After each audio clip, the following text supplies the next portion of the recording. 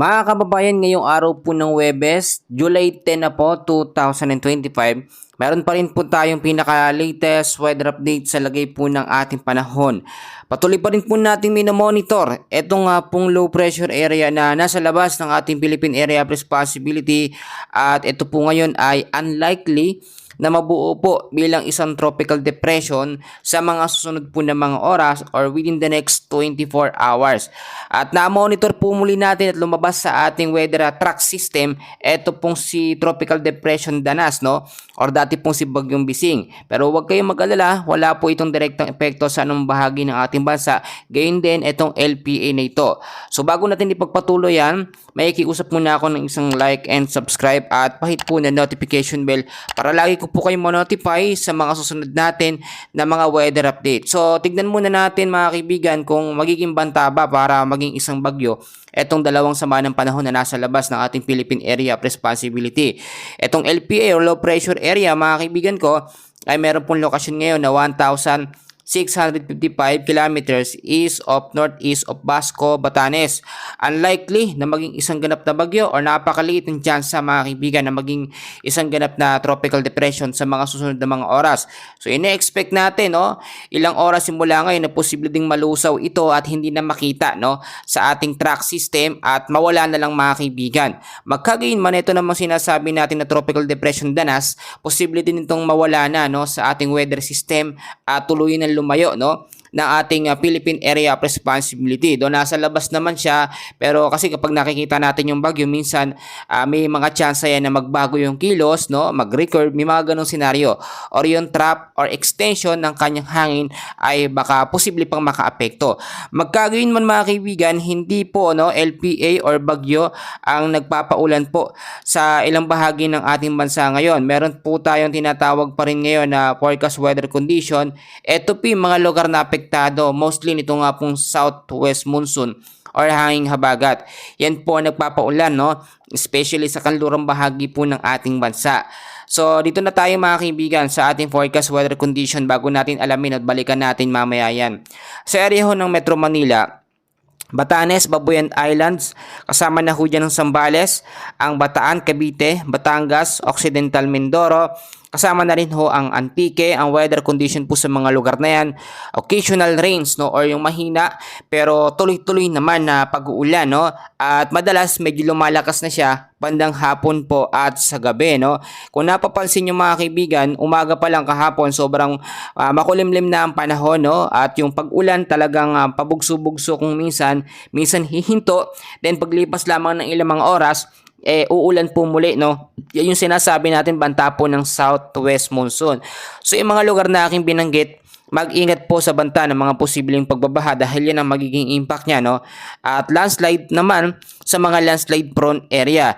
Lalong-lalo na rin po yung mga nakatira malapit po sa mga ilog At doon kayo umiwas mga kaibigan dahil kapag meron banta tayo ng mga pag-uulan o heavy rainfall warning, maging alerto po tayo. Samantalang sa area naman po ng Ilocos Region, Cordillera Administrative Region, kasama na ho dito ang Negros Island Region, Zamboanga Peninsula, BARMM, the rest po ng Western Visayas, Mainland Cagayan, Tarlac, Nueva Ecija, Pampanga, Bulacan, Rizal, Laguna, Palawan, Lanao del Norte, Sultan Kudarat, kasama na po dyan ang Sarangani. Ang weather condition po sa mga lugar na aking binanggit, makinig ho tayong mabuti, cloudy skies with scattered rains and thunderstorm. Ito po yung mga kalat-kalat na mga pag-uulan na may kasamang mga pagkulog at pagkidlat dahil pa rin po yan sa southwest monsoon or banta po nitong hanging habagat. So ang impact pa rin ito, alam naman natin kapag ganitong may mga pag-ulan-ulan mga kaibigan dahil sa habagat, posible ang mga banta ng mga pagbabaha sa mababang lugar at landslide po sa mga landslide prone area. So mas maganda yung paghahanda na ating gagawin at yung mga mababang lugar, maglinis tayo ng ating kapaligiran, especially yung mga drainage.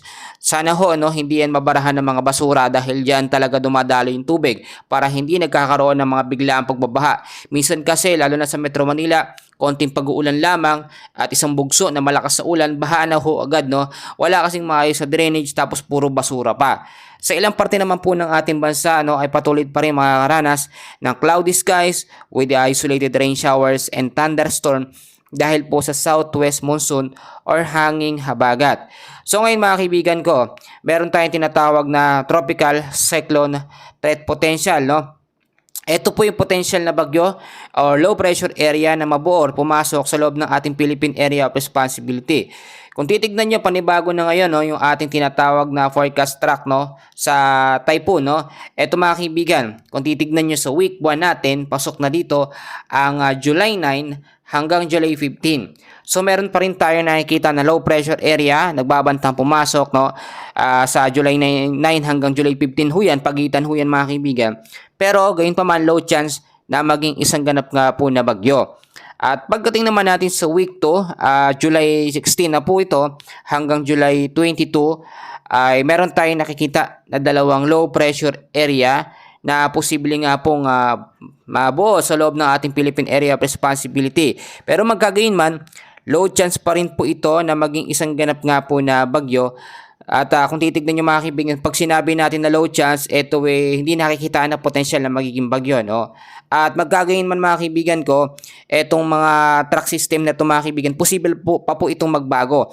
So magdedepende pa rin tayo sa agaran at araw po na pag-daily report ko mga kaibigan, dahil doon pa tayo kumukuha, no, ng mga latest na update talaga patungkol ho sa lagay ng ating panahon. Dahil nga mga kaibigan, ngayon July, ang ina-expect po natin na posibleng mabuong bagyo, no, ay 2 hanggang 3.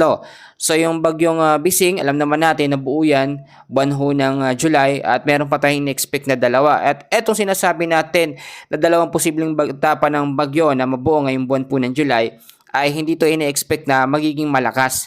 Doon makikita natin sa ating forecast sa track mga kaibigan at sa ating tropical cyclone threat potential, no, LPA lamang at posibleng maging tropical depression yon.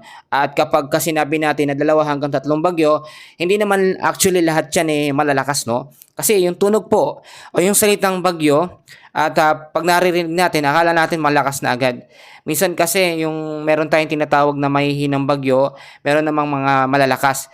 Meron kasi mga bagyo na dumadaan sa ating bansa mga kaibigan, yung may mga potential na agad na maging isang ganap po na super typhoon. At nakita nyo naman yung senaryo nangyayari ngayon, nabubuo po yung bagyo ay nasa labas na ng ating Philippine Area of Responsibility. Nangyari yan sa unang bagyo sa Auring mga kaibigan. So ay na-expect natin ngayon, yung 2 hanggang 3 bagyo, posible ang mabuo ay nasa labas na ng ating Philippine Area of Responsibility. So wag tayong matakot at mag-worry sa mga posibilidad, no, kahit nga po tag-ulan na, maging handa na lamang po tayo. Ngayon, dahil po sa hanging habagat mga kaibigan, patuloy pa rin makakaranas ng mga pag-uulan, no? Kanlurang bahagi po ng Visayas at kanlurang bahagi po ng Luzon. At pinapaalala ko lalong-lalo na yung mga papasok sa eskwela, kahit wala hong bagyo, no, huwag ho tayong magdepende kung bagyo lamang ang ating basihan, no, ng mga pag-uulan. Meron po tayong tinatawag, no, na southwest monsoon at meron din po tayong tinatawag na monsoon break. Kung napapansin po ninyo at nakakaranas tayo ng mainit na panahon, ipagpasalamat po natin sa Diyos, yun po yung tinatawag natin na monsoon break or pansamantalang pagkawala po ng hanging habagat. Pero hindi ho yun nagtatagal. Minsan pag monsoon break natin, hanggang hapon lang, no? Pero pagdating sa gabi, nakakaranas naman po ng pag-uulan. Dahil nga po yan sa mga localized thunderstorm. So ngayon, i-explain ko sa inyo mabuti. Pagdating ho ng August naman mga kaibigan, no? Hindi pa naman tapos yung July, 2 hanggang 3. Yan ang minomonitor natin. Sa July naman, 2 hanggang 3 din. Pinakita ko na sa inyo to mga kaibigan. Na-explain ko lang ulit. Pagdating po ng Setyembre, ay 2 hanggang 4 naman. Oktubre, 2 hanggang 4 din na bagyo. At sa Nobyembre, 2 hanggang 3. Pagdating naman ng Disyembre, 1 hanggang 2 bagyo. So, pag sinabi natin yung mga bagyo na yan, hindi yun ho yan actually lahat papasok sa atin o maglalandfall sa ating Philippine landmass. May mga senaryo o mas marami yung senaryo na ito papasok sa loob ng ating Philippine Area of Responsibility pero yung magre-record. Usually gano'n, no?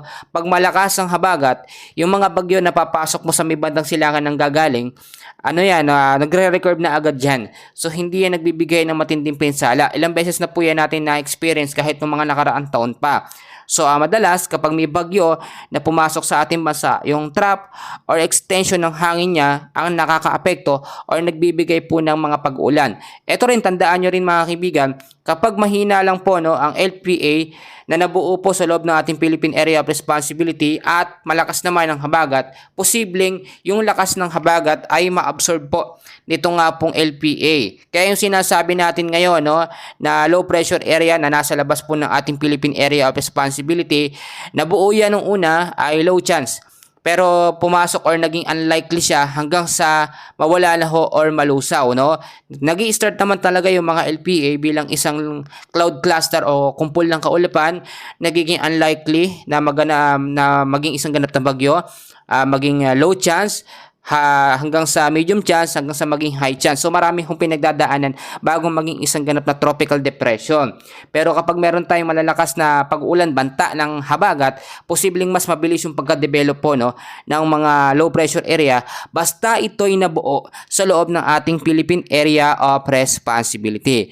Sa ho no, nakuha nyo yung explanation ko, pagpasensyahan nyo na ho, ginagawa ko ang best ko para makapag-report po sa inyo. So paalala na tayo, no, unang-una, lagi ko yung maging updated no sa aking mga ibinabalita sa lagay ng ating panahon. Pangalawang mga kaibigan, safety natin ang mga importanteng gamit, mga papeles.